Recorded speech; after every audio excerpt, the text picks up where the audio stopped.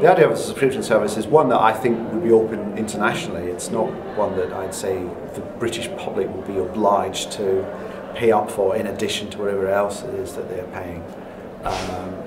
Simply because I think the appetite for the stuff that British television produces is now so vast and so international that we should be capitalising on it. Why shouldn't we be making money out of it? If that money is then going to go back into allowing more risky, experimental, high production value stuff to be made. Whenever in the past, I've noticed in the last 5, 6, 7 years, if something has any element of risk involved in it, it will not be done for as big a budget as something that's going to be a surefire ratings winner. And that, I think, has led to programs that are great on 3 and 4, but that become niche and culty and are very pitched to a very specific small audience.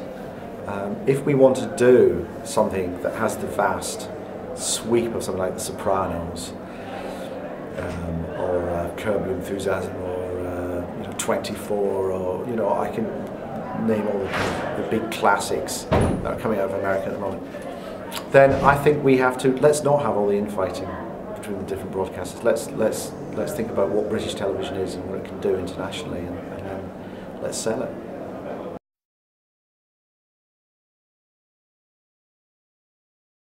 I mean, the BBC has been experimenting with big drama stranded across a week.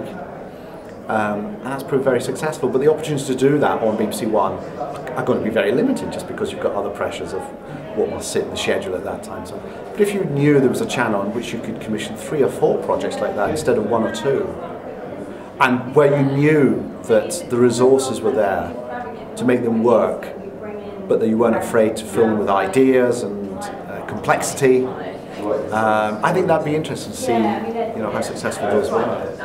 And I think the whole idea really is not to divert types of programs away from one channel onto this potential new network. It's more to suggest actually that there are further opportunities for even bigger, better stuff to be made. But I know that stuff needs the resources to make it.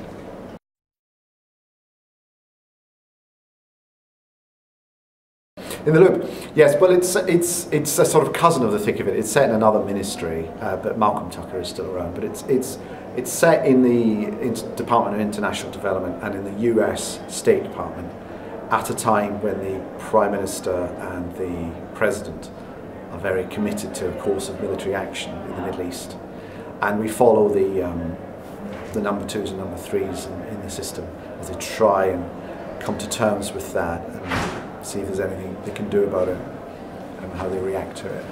So it has a UK cast and a US cast who come together for the bulk of the film.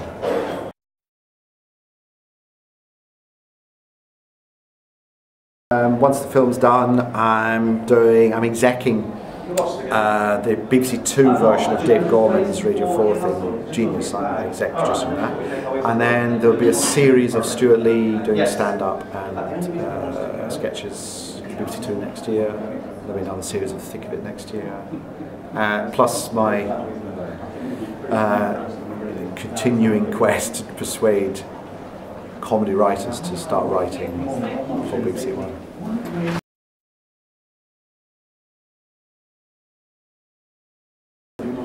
I think someone like him should be given money to make a big movie, but everyone's too scared.